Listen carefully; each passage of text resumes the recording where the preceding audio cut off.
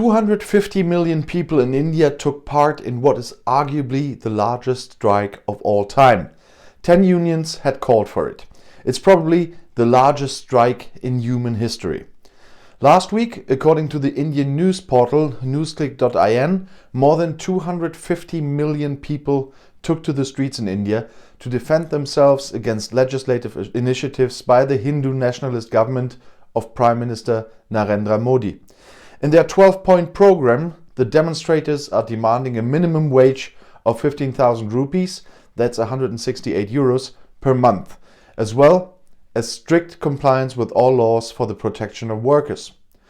To support the poorest, the strikers are also demanding a basic payment of 7,500 rupees, that's around 84 euros, for the unemployed, general social security, and the repeal of laws that curtail both the rights of farmers and workers. 10 trade union federations had called for the nationwide strike. The calling organizations are closely allied with the two largest Marxist and Communist parties in India, which traditionally gather a broad base of voters in the southern states of the subcontinent. That was also the epicenter of the strike. In Telangana and Puducherry, public life stood completely still for a day. In a communist-ruled Kerala, there was not even public transport.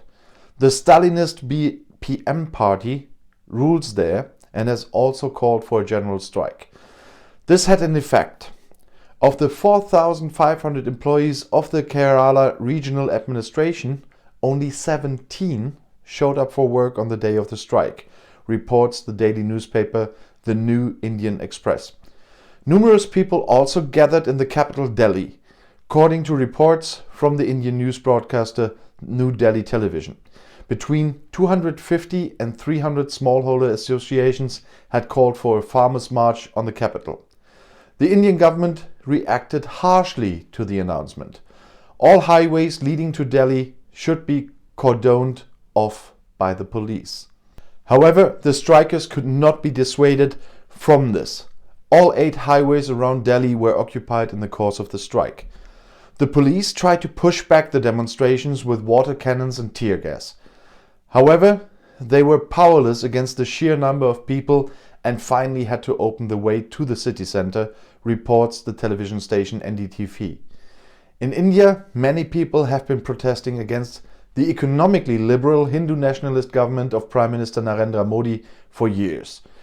As early as January 2020, according to the media in the Economic Times, around 200 million workers took to the streets against the government's savings or blocked public life.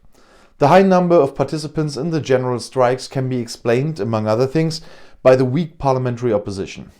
The government can rule through almost unhindered. Thus, reports of gigantic masses of strikers seem likely in the future too.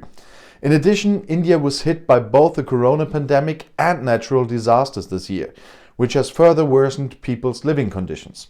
And if you now want to stay informed, please subscribe to my channel and don't forget my other channels. I'll see you in my next video. Viel Spaß!